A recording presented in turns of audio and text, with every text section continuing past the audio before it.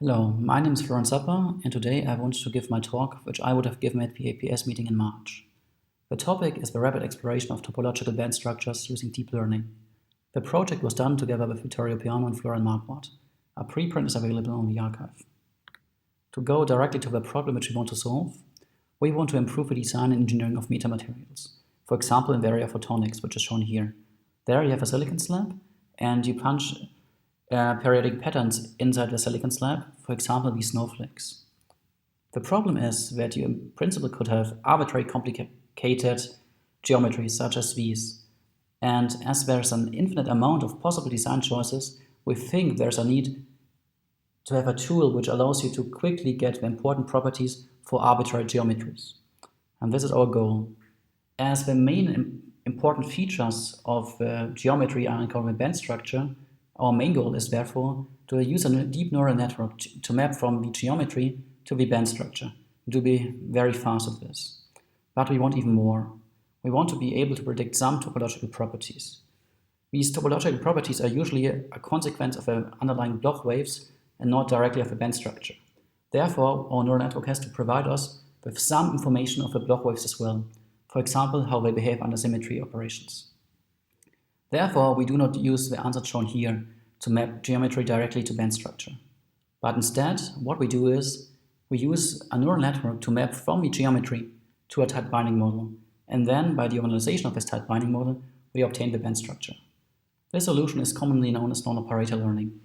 And what you do is you incorporate a theoretical model or well-known operator inside your neural network to improve the predictions. In our case, this has two important advantages. First of all, we can encode prior knowledge of the problem in our neural network. For example, we can account for symmetries. As you can see in the top left, our geometry here is invariant under 60-degree rotations, and we can encode this in the tight binding model. Secondly, this encoding automatically enforces features which we want to have and which we know we have. For example, error counts. You can see in the top right in the band structure that the error counts are perfectly encoded and are not approximated. So to go to the structure of our neural network, as we want to have the ability to predict the band structure for arbitrary geometries, we are using as input a full image of the unit cell. For this, we use several convolution layers to process this image. After this, we use some dense layers to finally process the output, and the output of the neural network is in the end then the coefficients of a tight binding model. The idea is that we provide the neural network with a very general tight binding model. The neural network then predicts the coefficients, the parameters of this tight binding model, such that the corresponding band structure is exactly the one which we want to have. The nice thing is we can make a symmetry-enhanced tight binding model. This means that our tight binding model is perfectly tailored to the underlying symmetries of all geometries. For example, the C6 symmetry. So how well does it work? In order to show that our ansatz works very well, we use this case study, the Schrödinger equation in 2D, and used step potentials as input, as you can see the one on the top right. For training, we generated 50,000 of these randomly generated stepwise potentials and calculated the band structure with the Schrödinger equation for these 50,000 samples. We then trained on these 50,000 samples, and after about 8 hours of training, we can finally use the neural network. A result of a prediction of the neural network on validation data can be seen here. So what you see is in the dark blue, the prediction by the neural network, and in the lighter blue in the background, the actual results obtained by the numerical Schrödinger equation. Overall, we have a very good prediction. So the typical difference between predicted and the actual band structure averaged over the reciprocal space and all bands has on average a deviation which is less than 3% compared to the maximum potential height. Another example how well it works can be seen here. So what we have is a comparison between neural network and Schrödinger equation, where we look at the difference of two adjacent bands, for example, band 1 and band 2. And what one can see here is that the neural network and the Schrödinger equation are basically indistinguishable. So it shows that our ansatz works very well. And while we have very good results, we are already 800 times faster than the numerical algorithm. And we think that with COMSOL we have an even larger speed advantage. But we can do even more. Because our geometry has an underlying symmetry, also the Bloch waves have at special points, the so-called high symmetry points, an underlying symmetry. And we can classify the Bloch waves according to the symmetry there. This is very helpful information because we can use it in a framework of a very general theoretical formalism that sometimes goes under the name of topological quantum chemistry. And with this, we can deduce interesting topological properties of groups of connected bands. For example, if the underlying Barnier orbitals admit the so-called atomic limit. Also for predictions of the symmetries of the Bloch waves, we have very good results.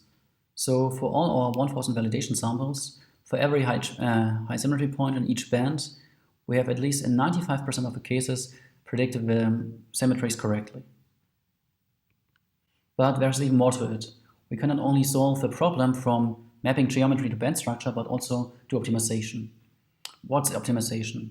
The idea is that you have a certain band structure in mind or want a band structure with specific features and want to find a geometry which allows such band structures.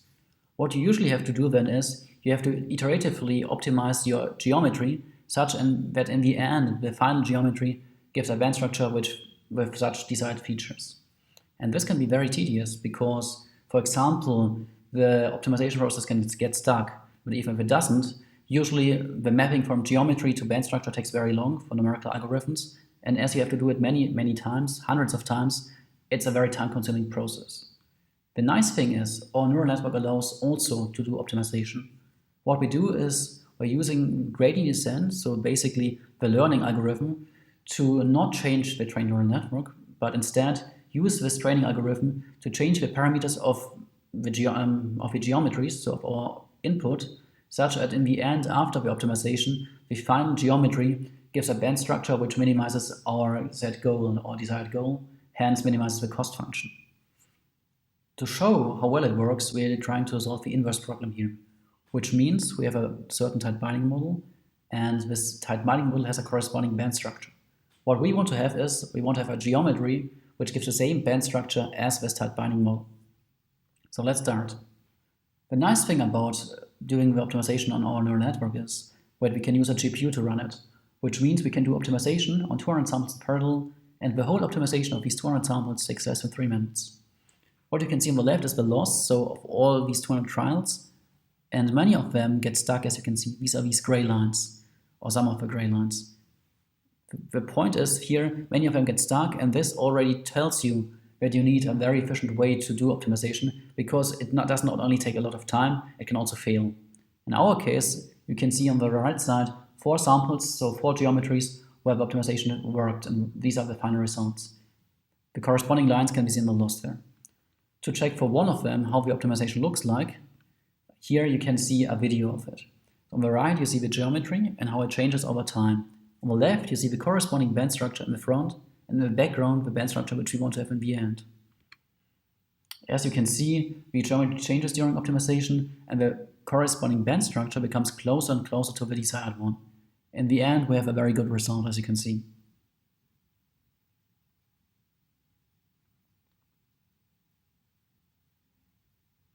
Now let's jump to the conclusions. As you have hopefully seen, our neural network is much faster than the numerical counterparts. The second important thing is that we also provide insight about some topological properties. And finally, we can also do optimization with our neural network, which is a very powerful tool. Besides the things which I have shown you in this small talk, we have also done many other things, so many illustrative applications, which can be seen on our paper in the archive. A few of them are the engineering of band inversions, which can be used to design helical edge states. The second thing is we use the formerly mentioned formalism of topological quantum chemistry for engineered metamaterials. So we used it to classify 10,000 of randomly generated potentials according to their properties, and to search for fragile topological samples. We also used the formalism to create topological phase maps, as you can see on the bottom right. If you're more interested, please look at our paper, and thank you for watching.